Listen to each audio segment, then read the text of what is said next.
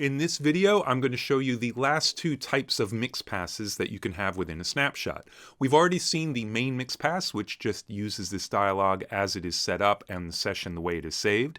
Then we've seen the selected track solo passes and mute passes, where we select some tracks and say go ahead and solo or mute those and do an additional mix pass. And we've seen the batch, where you select more than one track and then set up for Bounce Factory to solo each of the tracks individually and bounce a mix. There are two more types of mix passes that you can have. One of them is very similar to the selected track solo or selected track mute pass. It is called the selected track playlist pass. So an application music would be, let's say you've got a clean version of the song you need to print. So I've got my verse vocal here, and then I have a playlist for the Vox Clean. So my main mix, if I save the session like this, will bounce the new verse vocal. But let's say I need to do a main mix with the clean. So this will be our clean main mix. I will set the selected track to the playlist I'm going to want to have it set to. I'm going to make sure the track is selected, and then I'm going to say add selected track playlist pass. And what it will do is get information about those tracks, and it has to do some screen setup. So this is a little bit more involved than just saying, hey, I'm going to solo it. It just does that to make sure it can get to the playlist menu. And then we're going to call this our main mix clean. And that's it.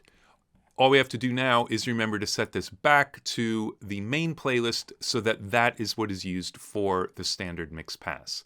The other thing I just want to show you very quickly before we get into the last one is this standard mix pass is the main mix. It's however the session is saved, and then this dialog however it is set up. It will not solo and mute or change playlists or do anything. It's however the session is saved in that respect. If you're just bouncing stems, you don't need to bounce this mix pass. We can go ahead and delete it if we want.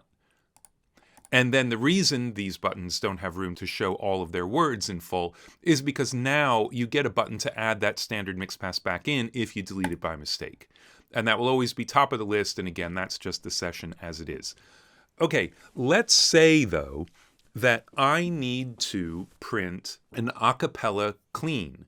That's a combination of things. I need to solo some VCAs, and I need to switch playlists on an audio track. So the way this works is the top half of that add batch dialog where we created the stems, what you'll see is if I select the tracks, and again, you don't have to in this particular case, but it's a very good habit to be in, is to always select the tracks you want to use before you click any of these buttons, because most of them do work off of the selected tracks. So I'm going to want to solo these guys and switch to this playlist on this guy. So I'm going to say add batch. And then this is what's going to be called a mini snapshot. So the mini snapshot can combine the solo, mute, and playlist. So batches within the snapshot will share all settings except solo, mute, and playlist. The mini snap will have all of the options as I have set them. So what I'm going to do is call this main mix clean. Then I am going to solo these tracks, and then I'm going to click add. So I have the session set up exactly how I want it for when I bounce. I click add.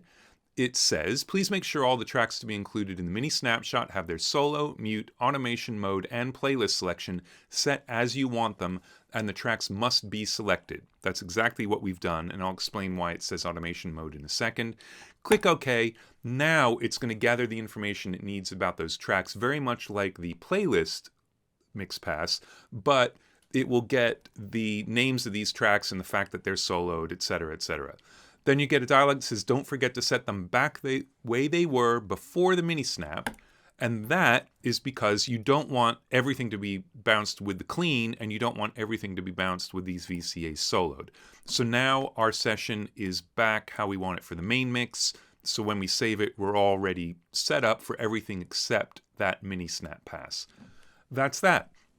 The one thing that came up when we were doing that is that automation mode is also part of the mini snap pass, not the solo, mute, or playlist pass. The reason for this is if you have mute automation on a track and you just do a selected track mute pass, it will be muted as the snapshot is recalled. But of course, as soon as you start bouncing, that automation will play back. So you can use a mini snap to turn the automation off so that you can mute the track. You could also just take a new snapshot with that track inactive, or making new snapshots with a different session, something like that. But this allows you to do it within the same snapshot so that all of the mix passes are just within one little package. All right, that is all of the types of mix passes you can make and all of the options that you have while making them.